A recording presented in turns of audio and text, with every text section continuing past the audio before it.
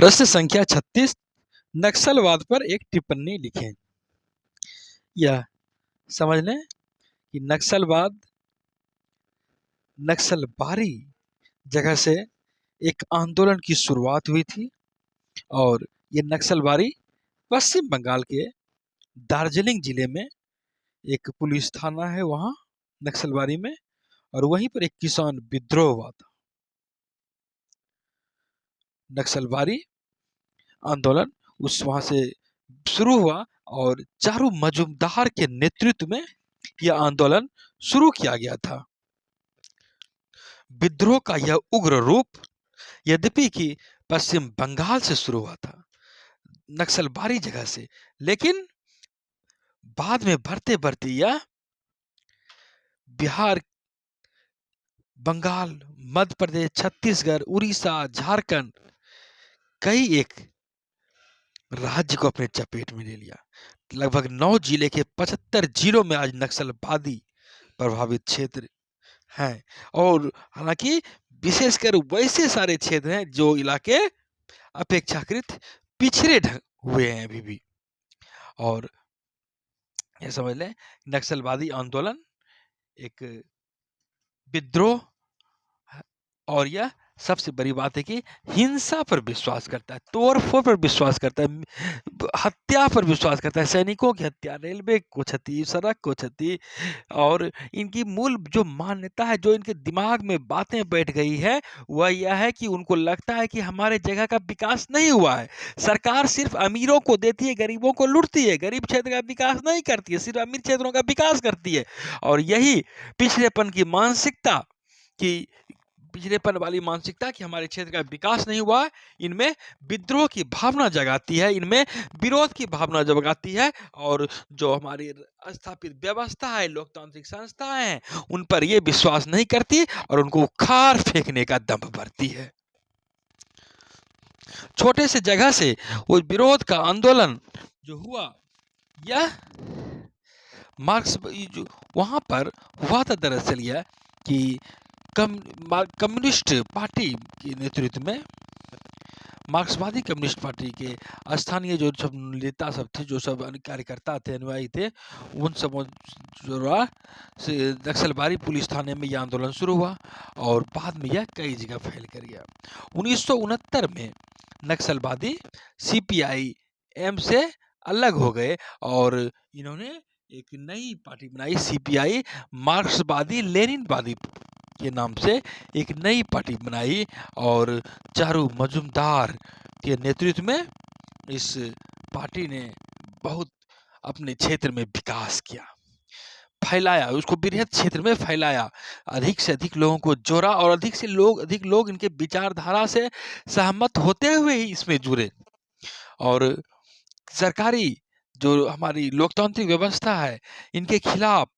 बड़ी संख्या में यदि लोग इनसे जुड़े तो कहीं न कहीं इनकी विचारधारा से, इनके मत मान्यता से लोग सहानुभूति रखते थे कहीं न कहीं।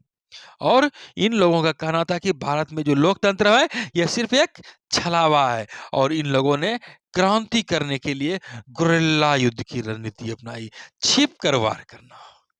आमने सामने नहीं। और आप देखते हैं कई बार आप सुने होंगे कि पुलिस पर हमला नक्सलवादियों द्वारा, तो इस तरह की बातें सामने आई। नक्सलवादी आंदोलन धनी लोगों के विरुद्ध आंदोलन कहा जाता है, और इन लोगों का यह भी मानना है कि जो भूस्वामी है, जो कि सैकड़ों एकड़ में जमीन का मालिक बना हुआ है, वह गरीबों का छीना हुआ भूमि है, भूमिहीन लोगों से छीनी हुई है, और भूमिहीन लोग आज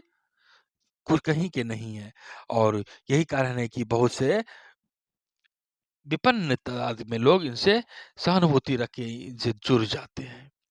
और इनकी दलील यह भी है कि बंगाल सरकार ने निरोधक नजरबंदी समेत कई एक बड़े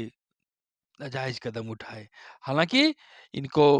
रोकने के हर संभव प्रयास किए गए, लेकिन यह आंदोलन 1969 के बाद जो चला, तो यह चलता ही रहा और आज भी है, कई जगह है।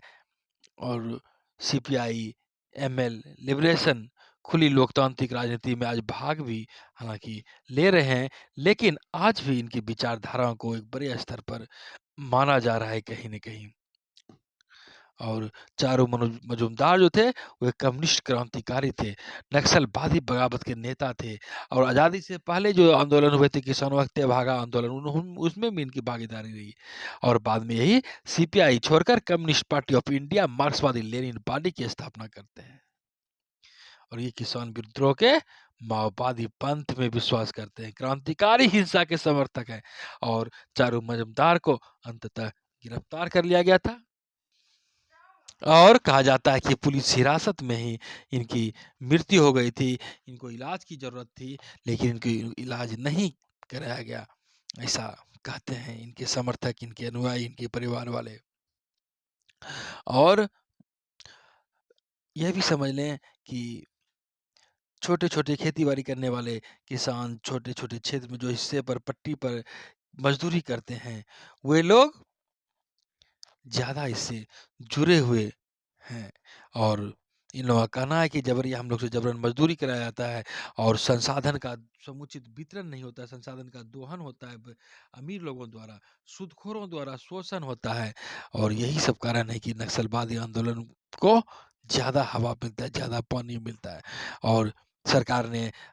आप यह समझ लें कि सरकार ने नक्सलवादी आंदोलन को समाप्त करने के लिए समय-समय पर कदम उठाते रहे हैं और जिस इलाके में पिछड़ापन है, समावेशी विकास करते हुए वहाँ के भी विकास करने के लिए समय-समय पर योजना का क्रियान्वयन किया है। और हालाँकि सरकार पर यह भी आरोप लगता है, मानवाधिकार